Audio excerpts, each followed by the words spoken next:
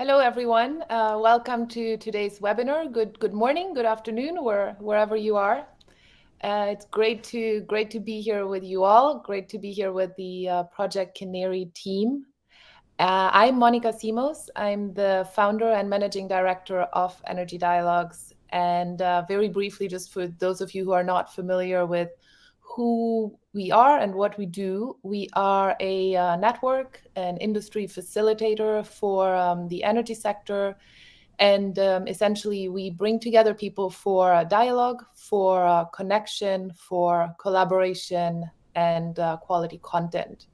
We do these through a number of forums, of city series we host with academic partners. We do this through our membership. We do this through webinars and great conversation like we are about to have today. And more importantly than all the things we do is why we do that. It's because we believe that with all the challenges that are out there and need to be solved for the world and for the energy sector, it's really important to have very capable people dealing with the problems and a lot of collaboration and really to find global solutions together. That's why we're all here, and that's why we are collaborating with great partners such as Project Canary, and that's what we'll do today. We have a great webinar planned for today, a great conversation as we're closing 2021 and again getting into 2022. We thought what a great moment to talk about some of the big challenges we've seen, some of them completely unexpected. So much has changed in the last year or two, and of course about a lot of things, but very specifically we're talking energy today. And so that's why we are going to talk about the 10 trends we see for 2022. We're not going to cover all of those 10 trends. We're going to dive into a few of those, and then we'll follow up with the remainder after today's conversation. So with that, just a few, before I introduce our great panelists for the day, I just would like to remind you that there is a Q&A function. Please use it. I also always say that don't wait until the last minute to ask questions, because usually what we have is in the last 5 minutes, we have a lot of questions coming up, and then we unfortunately don't get to cover those. And we really love an engaged audience. So please ask your questions, put them in the Q&A function. We will monitor those and share them with the panelists so that they can give their insights on all of those things. And talking about insights, I'd like to now introduce our three great panelists and the leaders of Project Canary. I have to say on that note, I do feel a little bit left out because they feel they're very cozy together, all on the same screen, and I'm obviously not in the same room, but still looking forward to a great conversation. We have Chris Romer, who is the co-founder and CEO of Project Canary. He was a Colorado State Senator from 2006 to 2010 and has 24 years of experience in developing energy infrastructure and public-private partnerships with investment banks, including JP Morgan and Citibank. Then we have Dr. Anna Scott. She is the co-founder and chief scientist of Project Canary, is a climate scientist, and has a PhD from Johns Hopkins University. And actually, Anna was a speaker at our recent North American Gas Forum about 2 weeks ago, where a lot of the topics that we will cover today were also covered. So I'm looking forward to having more great insights from Anna. And last but not least, we have Will Foyles, who is the co-founder and COO of Project Canary, has a MBA from Stanford and an MS in Environment and Resources from Stanford School of Earth, Energy, and Environmental Sciences.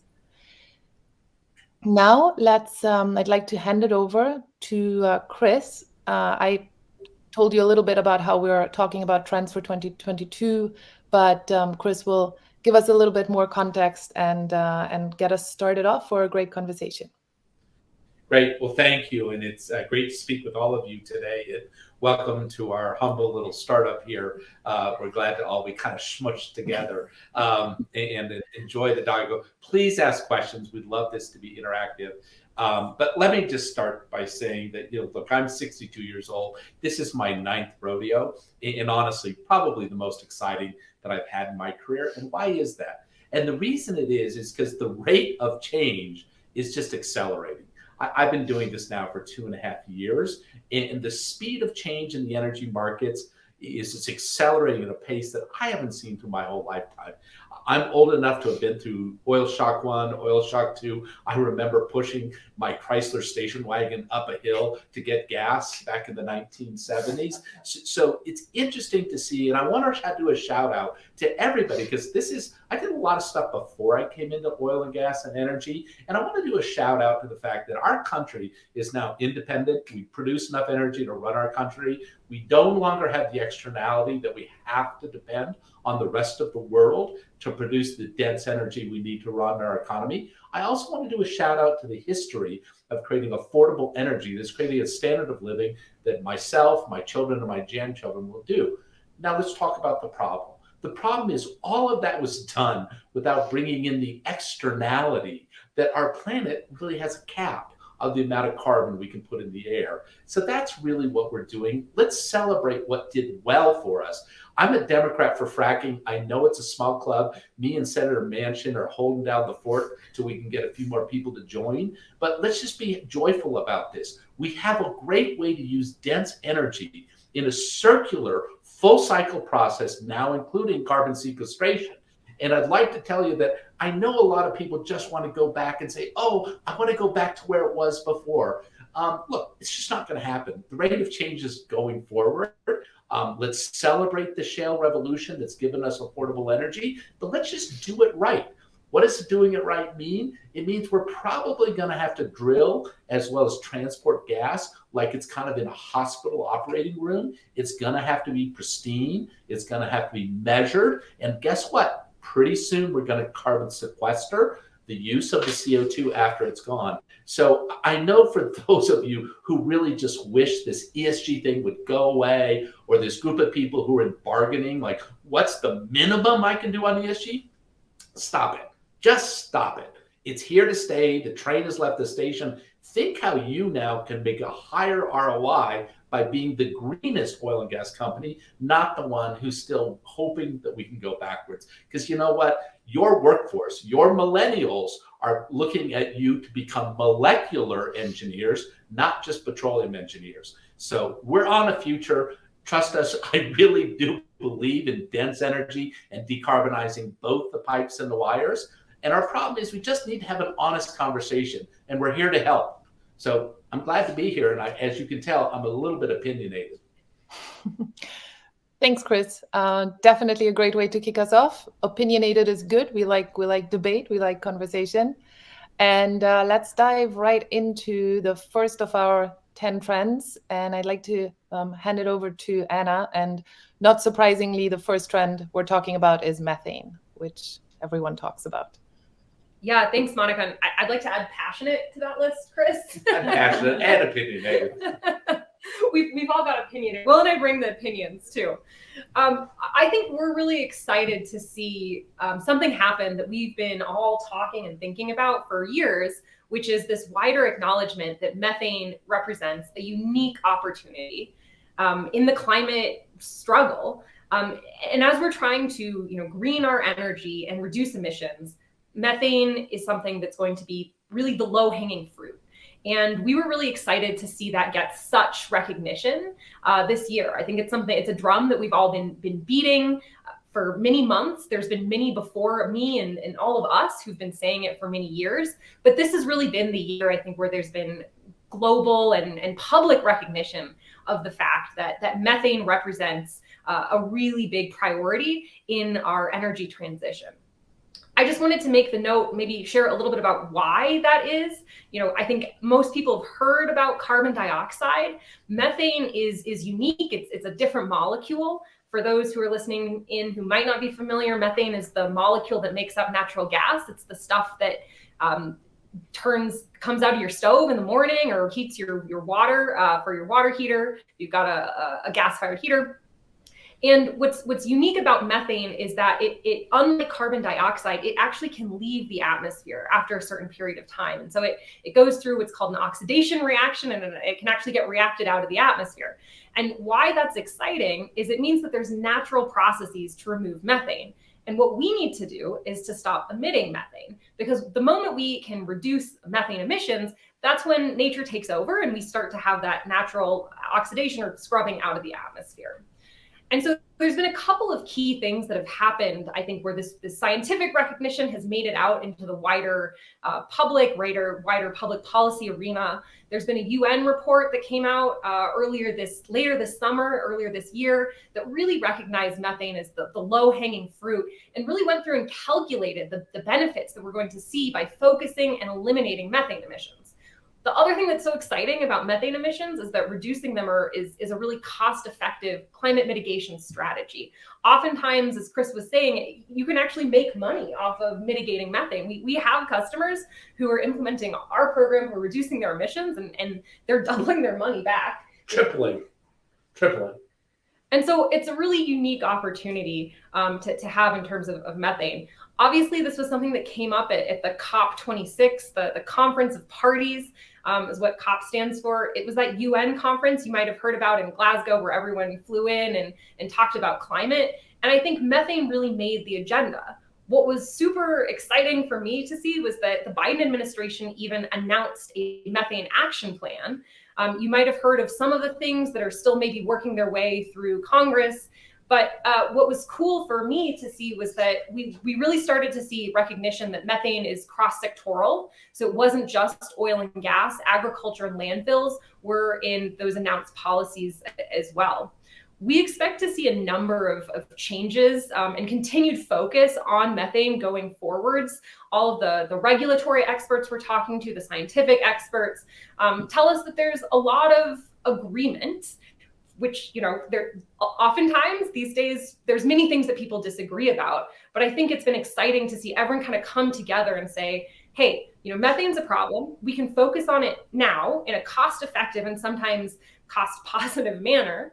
And we can fix this. We can see the climate benefits in our lifetimes, all the while saving money. And so, who would be against that? So we're really excited to see that recognition start to come out. I think methane is now a word that, the people in my life, when I tell them, what I do for a living, I used to have to explain what's methane. And I think now that's definitely changing. So that's something that we predict to keep happening in the future. Great. And so just to lean in a little bit on that, just as a comment, when I was in the state Senate in 2010, we closed the first coal plant in the country to give a very large natural gas baseload to then Anadarko in Colorado. And I was very proud of that bill called Clean Air, Clean Jobs. And at that time in 2010, I thought, easy, no problem. We're going to have natural gas be the transition fuel that we now know that it has to be. What we did not understand at the time is the methane leak problem that we now need to keep it all in the pipe. It's really a simple message. This is a great dense fuel that we need to keep in the pipe. And the industry is not the problem. The industry is the solution to this problem on climate change. And we're going to teach everybody to keep it in the pipe. Guess how we're going to do it? We're going to measure, and each and every year we're going to get better and better and better. And we're going to restore the social license to operate by having the cleanest carbon on the planet. There was just a Forbes article that did a good shout out for us that said we are the game changer, being responsibly sourced gas, not us, that is going to go out and displace coal all over the planet. Let's put Americans back to work and basically taking coal off the planetary charts by using our clean, dense energy to do it. I think it's pretty simple. And by the way, if I were you, I'd be buying those LNG stocks. Yeah, I would just add to that. And I know we'll get to Q&A in a minute, or later in this webcast. But there's a point in the chat about cities banning natural gas in buildings, both existing and new. And I would say pay attention to the lack of information out there in terms of true mass quantification of methane emissions. Because in a world devoid of actual information, where companies can say, here is my terabyte of data, you tell me what my emissions are, the dialogue is going to be set by other parties, right? They are going to set the agenda. They're going to point to atmospheric concentrations in certain basins. So it is in the industry's interest to put forward very clear mass quantification level across the board, round the clock at these facilities to tilt the dialogue back in the direction of no, our methane emissions are actually far lower. And what are they overseas, right? Because in a world devoid of all this information, somebody else is going to set the number. Great. Well, I can tell that the entire team is passionate, not just Chris. So you found a good place there on the couch together. We have actually, I'm glad that we have questions already coming in. So before we go to the next trend, I think it's great to just, while it's fresh in everyone's mind, to already dive into the first questions. And Will covered one of those already a little bit, but I'll just read the two that just came in. So one of them is, where does methane go when it's oxidized out of the atmosphere?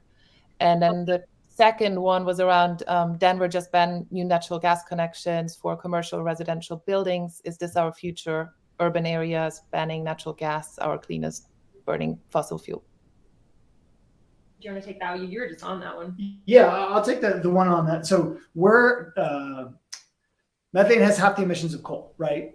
Assuming that there are no methane slippage to the atmosphere. But the second that starts to come into the picture, it starts to tilt more and more into the direction of maybe coal isn't that much worse. And this is why controlling that narrative with true data, true facts on the ground is so critical if the industry doesn't want this to keep catching on in more and more cities. Because the more, there's estimates out there of methane intensity in the Permian Basin, not saying it's correct, 4.52%.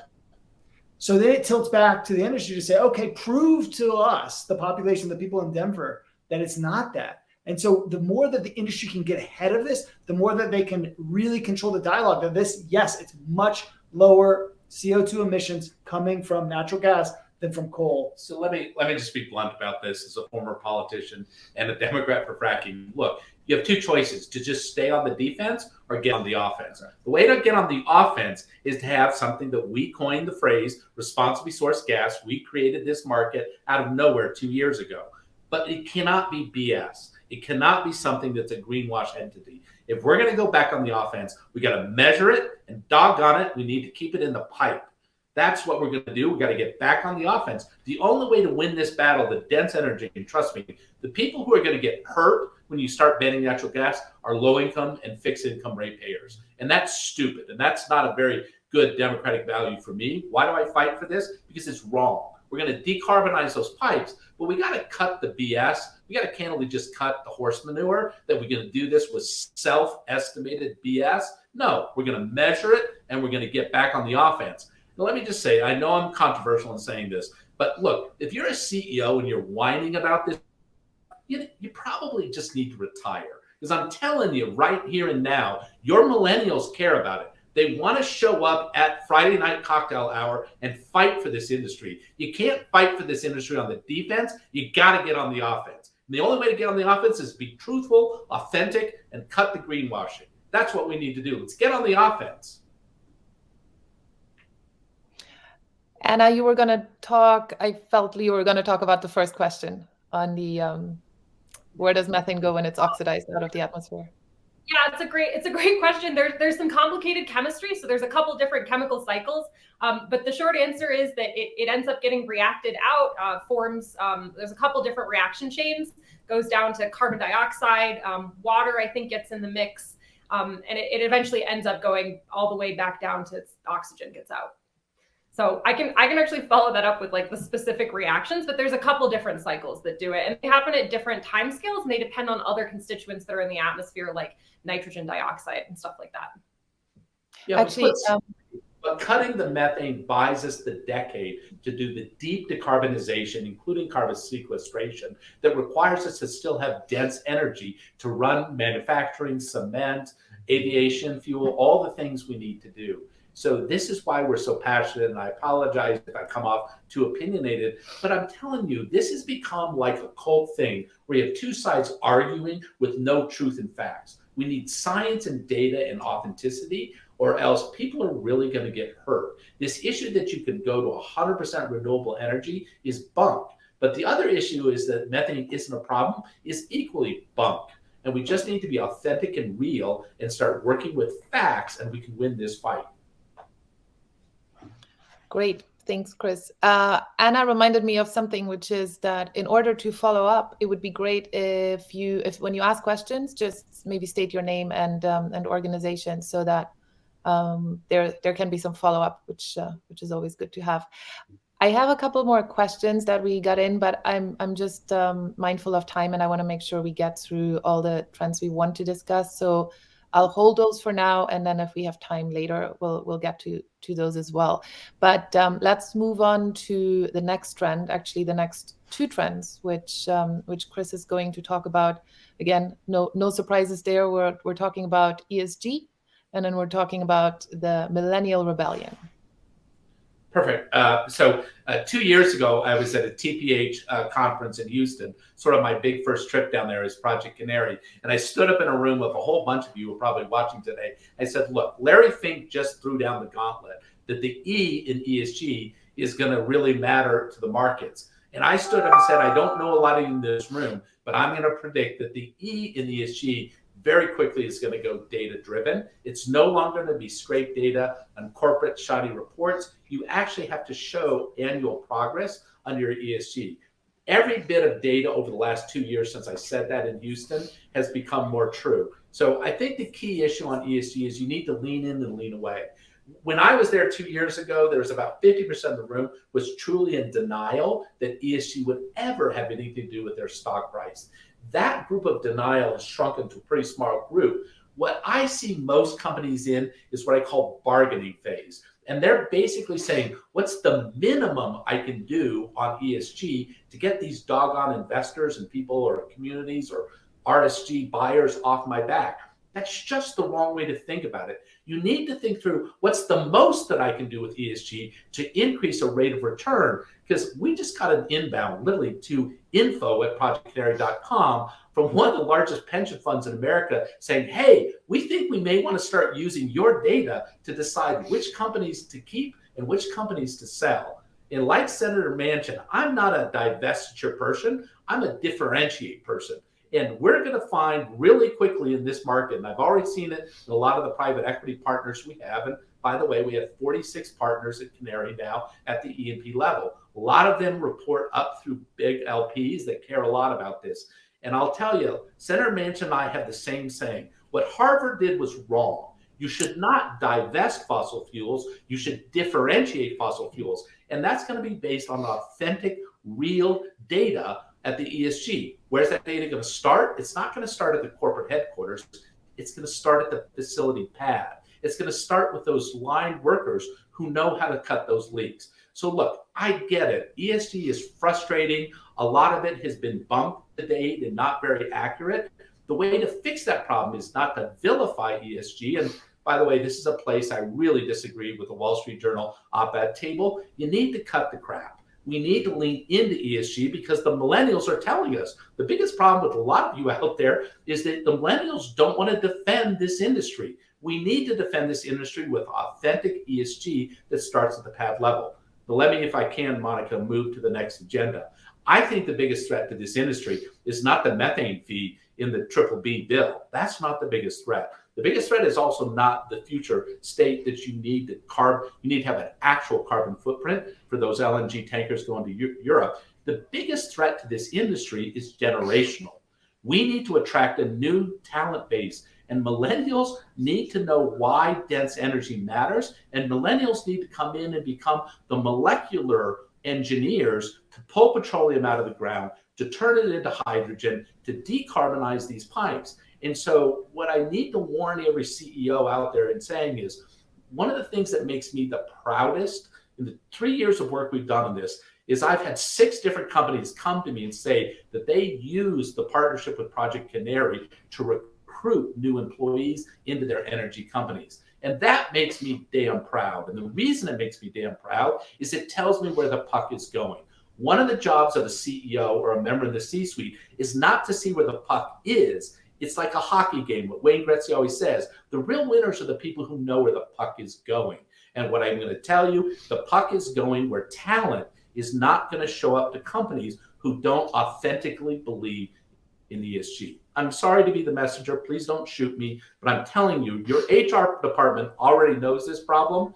And you need to think very hard how the ESG and the talent rebellion by millennials on energy is really highly correlated. And I think there's a solution there, and it's called authenticity. Chris, I think you're making such great points. And it really reminds me of Will's own career story, right? Like you're going from looking at ESG, seeing there really was no data there, and then being like, screw this, I'm out. Like, I'm going to do something different. And I think you really encapsulate these two stories. Yeah, absolutely. And in a world devoid of information, as I keep saying, somebody else sets the dialogue. There's a good question in there about, less worried about CEOs whining and greenwashing and more worried about politicians banning fossil fuels. I was at the Odessa Country Club Tuesday night, and there's this whole mindset of like, we have to fight, we have to sue people, we have to fight back against all sorts of regulation. Instead, bend the arc. You nudge this a little bit, you can start shaping the outcome more than just intransigence and saying no, no, no, right? You can actually deal with this in a much more efficient way than spending money on lawsuits and lobbying to ban any sort of regulation. Just to bring this full circle, what does this actually look like on the ground? When I was at Stanford over at the School of Earth, there was tons of companies that come and set up tables, everything from renewables to batteries. There was 2 large oil and gas companies there. People wouldn't even approach the table because they didn't want to be seen talking to these companies. You could say that's stupid, that's fine, but that is what's happening. They're not able to access talent at some of these institutions because of how they'll be thought about by their peers. This has happened across time, right? And so if you really want to get out there and reframe the dialogue, it will help you access talent, full stop. Will, you're making my life quite easy because you are already taking the questions, which is great. Sorry. No, that's good. I'm like, oh, this is a follow-up question. How do we do that? And then there's the other issue that this is in one of the following questions about the extreme cyclicality of energy and how do you go on about recruiting. But in general, like, okay, so how do we make the next generation more interested in working for oil and gas companies? I mean, Anna can tell the story of Xcel Energy. Xcel Energy has said they're no longer going to buy natural gas in which they haven't looked through the supply chain to cut the methane leaks and reduce the carbon footprint of that supply chain by 10 to 15%, upwards of 20%. And by the way, prediction, this is not only going to be natural gas, aviation fuel is coming right behind this. So, Anna, I think there's some good ways that we can make progress to rebrand this dense energy in a lower carbon footprint. Yeah, totally, Chris. I think the companies that we see that are doing really well, both at ESG and the recruiting, are these energy companies that have an ESG plan, maybe even have a net zero plan, and are taking active and proactive steps. I think, the people that we work with, the partners at energy companies across the supply chain, not only oil and gas, right, down to the burner tips as well. I think people are really excited about rolling up their sleeves and getting involved in some of these newer forms of energy, whatever those might look like. And I think that's tremendously exciting as a millennial. Will and I will speak on behalf of our generation today. But I think that's an exciting job no matter what age you are. There was this idea that, we had one or a couple different molecules and they made everything and they did everything. And now we get to have these fantastically new forms of energy, of ESG technology, there's new like valves coming out. So, down to even the engineering, there's a lot of cool stuff going on. And I think having a company that's getting involved in that's really cool. And it makes people want to roll up their sleeves and help. People love a good fight. They love a good struggle. And people love coming back from work at the end of the day, knowing that they're tired, but that they did something good. And so I think companies that are investing in this and providing opportunities for people to get involved are going to kick ass. Awesome. And look, I think there's authenticity about the carbon sequestration. I know the numbers don't always work. You need density, you need pipelines to do that. I think there's a lot of world coming very well in that. I think hydrogen, the creation of using natural gas, and particularly responsibly sourced natural gas, going into what's otherwise called turquoise hydrogen, big deal. There'll be some of that in the pipe. We're also supporters of renewable natural gas. We think it has a role in this industry. It's expensive. It's not nearly as cheap and as effective as responsibly sourced gas. Definitely has a role in that pipe. And I think relatively quickly, you'll see companies and utilities experimenting. I've built two-sided companies before in a B Corp. And right now, it's kind of the sell side, which is all of us on the phone, and we're trying to organize the rules of how this is going to engage. Trust me, the buy side is coming in fast. The airlines, the utilities, the LNG, the sovereigns. We've been in deep conversations with lots of foreign LNG companies, and I'm telling you, the big story in 2022 is that the buy side is going to start expressing its issues related to what they want in those molecules and how they want these molecules measured before it goes into the airplane, before it goes into the LNG tanker, before it goes to that Excel gas peaker that I did 10 years ago. They want to know what is the leak intensity of that gas of that former coal plant that's now a great gas peaker in Pueblo. That's coming. And instead of fighting that trend, people should lean into that trend. Now, look, I get it. People are afraid of the CapEx required. But look, we've solved bigger problems than this before. And what we hope to do is give people the accurate data to think about how to use that CapEx effectively to make annual measured progress. Peter Drucker said it best years and years ago, best management consultant ever on the planet. You can't manage what you don't measure. If you want to manage something, you got to measure it. We're in the measurement business. So it sounds like transparency, data, leaning into the conversation, leaning into the issues is very important. Anna, you mentioned something that I'd like to ask one question, which I always is kind of dear to me, and I always ask it, which is what you mentioned, that millennials like to go home and feel that they did something good. How about that whole aspect of some of these conversations are not as global as they should be? And if we talk about if we can do things responsibly here, and natural gas can actually be a gas of the future alongside other energy sources, the ability, the opportunity to lift people out of poverty globally and give them access to energies that they don't have available. How can that be something that can be better communicated? Because I definitely feel that goes a little bit lost. Yeah, that's a great question. Will, do you want to take that one? Yeah, I think there's an element there to be truthful about how many people are still living in energy poverty, right? And how Chris always says 2 billion people still living in energy poverty. I think, generally speaking, that is one way to help, right? But I was going to say this earlier, and I'll say it now. The industry is somewhat caught in the innovator's dilemma trap, right? Where they're saying, well, hold on, we can't help in any other industry that may decrease demand for fossil fuels. This was the same thing that Kodak found itself in. They said, we have developed, they were so far ahead in terms of digital photography, but they thought it was going to hurt sales of film. So as a result, they drug the feet. And so there is a multifaceted way to, one, check the box and help these 2 billion people to explore other business avenues, to start investing in data companies and thinking about energy trading itself, to look at distributed energy networks, all of which, by the way, natural gas is super helpful when you're actually generating electricity there on your site with technologies like Bloom Energy. So it's just going to be a much more nuanced world as we look out. And one important lens to help frame this, you're exactly right, Monica, is by focusing on all the people that we really do need to lift up. Because if you look at energy usage on a megajoule basis per unit of population, man, some of these parts of the world, it's like 1/100th of what it is in the United States. So there's a lot to be said there in terms of lifting those people up. Thanks, Will. Yeah, such important points, I think. We have, before moving on to the next trend, we have another question. Jim from Stabilis. Also, Jim, thanks for stating name and your organization. This question is specifically for Chris. And it's for those of us believing in natural gas as the fuel of the midterm future, how do you set the narrative to keep it apolitical in the legislature? Sorry. Thank you. It's authenticity. You just have to speak the truth.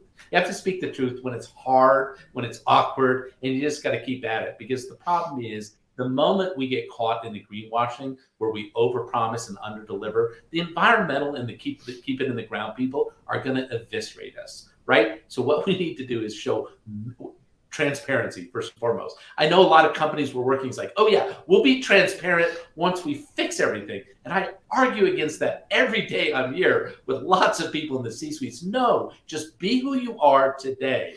I know it's not perfect. The world knows it's not perfect. We're going to have to figure it out and measure it, be transparent, and partner together to show. Because let me tell you, the low-income ratepayers in California will be hurt when we ban natural gas going into California. I'm really opposed to that. The way we ought to be doing this is decarbonizing those pipes and figuring out how to put a mixture of a little bit of RNG and a little bit of hydrogen in it. And we need to sell an appropriate narrative that this infrastructure is super valuable. It's not stranded. It's going to be here for a long time. It's going to be slowly decarbonized. But you also have to be really, really clear that our lifestyle is built on affordable, dense energy. And that's why there's a combination of renewables. We're going to do a lot more renewables. By the way, COP brought back nuclear, which is something I also think is a part of our future. So it's going to be all the above. So I'm sure there are a lot of environmentalists out there who don't like a Democrat speaking the way I do. But the truth is, it's going to be the most vulnerable people in our communities and around the globe who are going to be hurt if we don't look through a balanced format. So we've got to form these left-right, blue-red coalitions to basically speak the truth. The dense energy and these pipes and fuel is going to be here for a lot longer. When we speak the truth as a team, with probably some labor unions who want to speak with us on this, particularly the building trades, we need to speak the truth even when it hurts. Then we also have to live the truth and stop any notion of greenwashing. That's my playbook, and I think it's going to work. Great points, and couldn't agree more on the building coalitions and collaboration and the all of the above approach. Let's move on to our next trend, and we'll talking about skepticism about carbon offsets. Yeah, absolutely. So let me just stay at the jump here. I am in favor of carbon offsets. It's not a binary discussion point, but I think you're going to see more focus on the beginning of the equation: emissions, CO2e emissions minus offsets. Here's why, or what I saw over the past year. I saw many companies at the beginning part of the year thinking like, well, it's going to cost me $10 per ton of CO2e to actually go out and replace the pneumatic devices, to put new control measures in place to reduce these CO2 emissions. Or I could just go and buy $2 a ton offsets. That's $8 a ton savings. Okay, here's why that's a bad idea. One, it opens you up to a lot of criticism. You saw BlackRock and Disney got lit up because they bought offsets from the Nature Conservancy. The offsets were sold on land that was already protected. So they spent money and then got a negative PR story from it. So that's just not a very good idea. Two, when you look at a world where there's actually a price on carbon, which everything is vectoring towards, when, I don't know, how much, I don't know. But it's a matter, in my mind, of when, not if. You will not be in a position where you've actually reduced your tax liability, right? If you just keep buying offsets year after year. So actually spending that $10 today, especially when you think about, look at the price of EU ETS, the price of carbon in Europe, it's ripped this past year. You are actually reducing your risk on a go-forward basis. If you're spending that money to reduce your emissions, change your equipment today, rather than just using a variable cost to offset them for this year. So that's second. Third, there's a great Lazard report out that they look at all these companies across, all publicly traded companies across the economy. And they bucket them up of those who've reduced their CO2e emissions by 10% or more and those that have not. And then they cut it by industry. And the energy industry had the greatest appreciation on PE multiple of all industries. So what am I saying?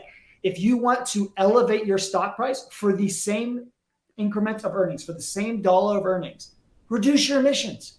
So you reduce PR risk if you're not out there just trying to solve this with offsets. Two, you're actually reducing your potential tax liability. You're putting your business in a much better place. And investors are going to recognize that. And so you're actually seeing elevated multiples for those companies that are out there reducing their emissions. So it's a yes, yes, yes across the board. And I just really encourage people to start thinking about that, because the offsets are the Band-Aid, right? They're not the solution. And you start seeing more and more criticism around this space, especially amongst younger folks when this is being solved by offsets. So I just, yeah. So I'm a little bit of a student of history, and I like reading books. And, you know, the carbon offset market kind of reminds me of the Catholic indulgences in the Middle Ages, where I thought I could be a sinner and I could just continue to buy Catholic indulgences and still get my way through the pearly gates. Well, you know what Martin Luther then did to the Catholic Church in Europe? He put the principles on the door. So what I want to warn people of: don't be like that person in the Middle Ages trying to buy Catholic indulgences. If you got methane emissions, cut them, and then buy the carbon offsets for the portion that you can't stop. Because if not, what's going to happen is you're going to get exposed as saying, hey, you bought the offsets rather than cut emissions. That's the wrong way to think about it. Cut emissions first, and then buy the Catholic indulgence. Then buy the carbon offsets for the last part to get into heaven. Yeah. St. Peter will let you in as long as you buy the right carbon offsets, but only after you pay and stop sinning. I just think of it as a very near-term, long-term investment decision, right? And so when you're betting on offsets versus retrofitting equipment or changing your investment philosophy, you're effectively making two bets. One, that scrutiny on carbon emissions will fall. I'll take the other side of that trade all day. No way. And two, that the price of carbon, how carbon is valued in our economy, will also fall. Look at carbon prices across the world. CARB, RGGI, look in Alberta, look at EU ETS, rising, rising, rising, rising. So the trend is there. And when you start looking at some of these calculations of social cost of carbon, not saying that it's 100% accurate or agree with it, everything starts tilting higher. Methane, the GWP on methane continues to go up. People are increasingly favoring the 20-year GWP, which is 84, 86, depending on what number you're looking at, versus 25 to 28 on the 100-year number. So when that happens, that's a step change in the amount of emissions that a company is assumed to have. Get ahead of it, invest, reduce emissions. Also, this is so critical. Many companies don't even necessarily know where the emissions are coming from. This goes back to Chris's point on measuring, right? Is it 10 sites that contribute to 50% of your emissions? Is it evenly distributed across your asset base? Are there certain types of equipment that persistently have more emissions than you thought? No one knows right now, or very many people don't know. So get ahead of it. You will be in a competitive advantage. You'll be able to prioritize CapEx investments in order to reduce your emissions more per dollar spent if you have your hands on that information than if you just sweep it under the rug and buy some offsets that you're going to get later criticized for. So that's my take. Here's my favorite story that I've learned in this is that happened in the DJ here, where there was a $2 gas on a pad of a very powerful, very profitable pad. And the LR team would always go out there at 6 a.m. because it's pretty cool in the summers here in Colorado at 6 a.m. And guess what? The gasket never leaked. As soon as it hit 80 degrees or above, that gasket leaked like crazy. And sure enough, the first day we put up the canaries, we caught that. And so the problem is lots of people need to think through. It's a turn of the wrench. It's a $2 gasket. It's catching that combustor that's not tuned. So it's actually burning at 70% efficiency, not the 95 that it's supposed to. There's lots of little ways we can do this, but we need to lean in that it matters. And it matters to the social license to operate. We're going to put up satellites. Thank you, EDF. Thank you, GSAT. We're going to start catching the super emitters around the world. We're going to start holding other sovereign companies accountable. And we're going to offer the cleanest carbon on the planet to basically start using LNG to displace coal. That's a way to put Americans back to work. This isn't a Democratic agenda. It's not a Republican agenda. It's put people back to work with certified LNG that's going to be the most well-priced LNG on the planet because they can trust us. And why can they trust us? Because we're honest and we're authentic. And we're going to put some of the other bad actors around the planet out of business. Yeah, it obviously sounds that carbon offsets is just one of the many solutions and just part of the bigger picture. A follow-up question to that. So if the carbon offset market can be successfully scaled, of course, there are some variables that could slow it or speed it up. But what would you say is the ultimate goal we're looking to achieve as we're scaling the carbon offset market? Yeah, we don't know. It's a blue ocean again. It's sort of like where we were 2 years ago about responsibly sourced gas. Nobody had heard that term. I'll just throw out an example, and I'll do a shout out for Pure West, who did a measured scope 1, measured scope 2, allocated scope 2 calculation off a number of pads. They then bought carbon offsets to take it to net zero scope 1, scope 2, and then they sold that natural gas to a bus company in Seattle at a really nice profit. So there's an example where somebody did what we're arguing: radical transparency, measure scope 1, measure scope 2. The carbon offset was complicated, a lot of debate about was it good enough, but they showed the directionality. This is the issue about where's the puck going. The puck is going toward measured scope 1, measured scope 2, and the appropriate places where it's appropriate to put those, those buses in Seattle are existentially fighting against their electrification, right? So the way to fight that narrative against electrifying those buses is to prove that the natural gas in those buses is truly net zero. That's the way to use carbon offsets to preserve the right way to operate those municipal buses. How about, one thing, since you mentioned Pure West, and actually Kelly Butt was at our forum in DC recently, and one other conversation that came up there, which I think fits into this, and just curious about your thought there. So one of our speakers was mentioning that something we should look at a lot more is not just carbon sequestration, but actually using the carbon and making it, like using it as a product, and that could scale things even more and just add another piece to the puzzle to solve all of this. Yeah, the industry, they deem it carbon to value, right? Where you're taking the carbon and you're making another product out of it. The one that comes to my mind is cement. So it's kind of a long story. There's more nuance to this, but by injecting CO2 into cement, you actually increase the strength per unit of weight and on an absolute basis. So you're making a better product and you're permanently sequestering the carbon in that cement over time. And so as you start to really see this start to catch on, I think you're going to find more and more people finding a unique use for some of this CO2 around the globe because it has other benefits other than just sticking it back in the ground. Great. Thanks. So we have a few minutes for questions, and then before we end, I'd also like to just do a quick lightning round for the three of you to talk about some of the trends we haven't been covering over the last hour. But I'll just go through. I'll quickly cover the questions that haven't been answered yet, and also if anyone still has questions, feel free to add them to the Q&A function. How will prices be determined between ESG and non-ESG natural gas? You go first. Well, okay, so I think we first need to add the caveat that if we could all price forecast perfectly in the natural gas market, we might be calling in from a beach on Maui. But I will say that we've gotten a lot of this right to date. I think we've been doing pretty good. And kind of what we see happening is that initially we think that we know there is a premium. We know that people are out on the market paying a premium for differentiated gas. We think that over time, that premium may go away. We don't know when, but our view is that at some point in the future, that this will just be table stakes. And so what that means is that for real leaders, people who are getting out ahead of this, they can get that premium now. They can get it today.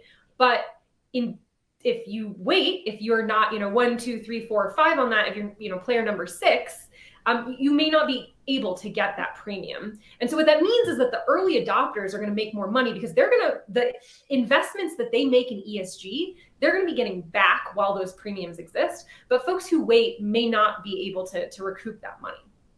Will, Chris? Yeah, I was going to say there's really two cuts of this. So there's one more deterministic and formulaic, and then there's one more subjective relative value. So on the formulaic side, right, if you look at the methane intensity of the same unit of natural gas and you look at the differential of those, right, and then you say, okay, we'll take that and turn that into a pounds of CO2e, comparing this non-ESG gas, as it's called in the question, and ESG gas, and then use the local carbon price, EU ETS, CARB, whatever, and we can actually put a definitive value on it. Think about it slightly differently. if you were actually forced to go into the marketplace and procure government allowances for the total supply chain emissions of your natural gas, this would actually, the RS or the ESG gas would trade at a premium because you need to go into the market and buy fewer of those allowances per unit of natural gas. So that's more on the formulaic side. Let's cut to the chase on this. If you have low intensity methane because you've done the hard work, you fixed the combustors, you're in a gas only basin, and you're going into California, the mathematical price of RSG, the way we define it in our world, which is pretty holistic and truly, we think we are the gold standard of that RSG market versus what we would just call average natural gas. The true CARB math on that is probably 10 to 12 cents per MCF. It's not trading perfectly yet, but over time, the true carbon math could be as high as 10 to 12 cents. To be honest, the average rate now is 3 to 5 cents. The thing that I've learned about markets is sooner or later they're like people in an election. Sooner or later the voters speak and the politicians just have to live with the results. Sooner or later the market is going to speak about the RSG market that we developed over the last 2 years, and it's going to happen. Our hope in working with a lot of blue state public utility commissions is to allow that fuel charge to actually be passed through. But what I will warn everybody, I have not talked to a blue state PUC commissioner that's gonna let the charge premium come through unless that RSG is measured, not estimated. And that's a prediction I can take to the bank. Yeah, and then on the subjective value component, this is closer to what Anna was referring to. Think of it as like conflict diamonds versus non-conflict diamonds, right? In that when De Beers was faced with this huge crisis, women around the world were saying, honey, if you buy me that ring, it's going in the toilet. If it came from that area of the world, right, under those conditions, all of a sudden now, like, what is the true value of it? I don't know. What someone is willing to pay in order to have that assurance. Or think about it differently. What someone is willing to accept as the risk in order to absorb that discount on the natural gas, i.e. that it's not certified. That will look different in different states across the United States and different countries across the world. But the drift is kind of in that more and more people are focusing on where their products come from. This is not just an energy thing, by the way. We're children in the factory who made this product. What the palm oil, oh my God, that was a huge one. Walmart now will only buy tuna if it's done in a responsible way, right? And that's Walmart, where tons of people, middle America buys their groceries and all their products. So I think you're going to see that really reign the day, if you're asking me. Talking about markets and cost, just a quick follow-up question on that, since it seems pretty timely with the rising energy prices in not only Europe, but Europe has obviously been in the news a lot. Do you see that changing? How we're talking about ESG, how we're talking about 2022 trends? So we've been very fortunate to be deeply involved with the folks in Brussels and otherwise. And what they're looking for is a holistic ESG, because they don't just want to buy low methane gas where the fracking fluids might have been dropped in a river or where the ozone is too high and hurting a local school. So what we think Europe will care about is a holistic ESG. Embedded in that holistic ESG, absolutely methane intensity is going to be critical, and it's going to have to be measured. They're already setting up a system of border adjustment fee. And if you have something embedded in a formula that's 86 times more expensive than everything else in that formula, it just becomes really efficient to get that out of the formula and stop the leaks. And so what I think you'll see is LNG markets are basically only going to be using certified gas that has a measured methane intensity. And as many of you know, this is also going to hit the transport market fairly quickly. There are leading companies like Tallgrass already designing carbon neutral transport on REX. I think that's the next shoe to drop. And I think you're absolutely going to follow the leadership of Cheniere and a bunch of other companies that are going to measure what goes into the tankers. And then we're going to get a premium in the Asian and the European markets because, again, we have the cleanest certified products going around the world. My prediction is get ready for certified aviation fuel. It's going to happen in 2022. Yeah, I would say there's two data points for me on this one, COVID and Nord Stream 2. Right? When COVID first started, people were like, oh, everyone has so many other concerns. Their kids are out of school. Like everything's going crazy. ESG is going to fall to the back burner at the very least. The opposite proved out, right? The second is Nord Stream 2. This directly goes to the heart of your question, Monica. And that really is around, I thought that with prices this high in Europe, they were going to rush to improve Nord Stream 2 to bring in gas from Russia. Actually, the Germans, who really are the weakest link in the chain here, if we're honest about it, stalled it out. So the pipeline can't come online, even if they wanted to now, until after the winter, until prices have settled down. I think they're doing that to get out of this trap that they're being put in by the Russians to approve the pipe when prices are high. But that, to me, suggests that they care more. There's a geopolitical lens here as well that I don't want to gloss over, but they care more about thinking about the long term than just solving these prices in the short term. Yeah, but again, if we all gather as a team and we really put the Republicans, get everybody out of their silos, Democrats out of silo, we have the cleanest carbon on the planet.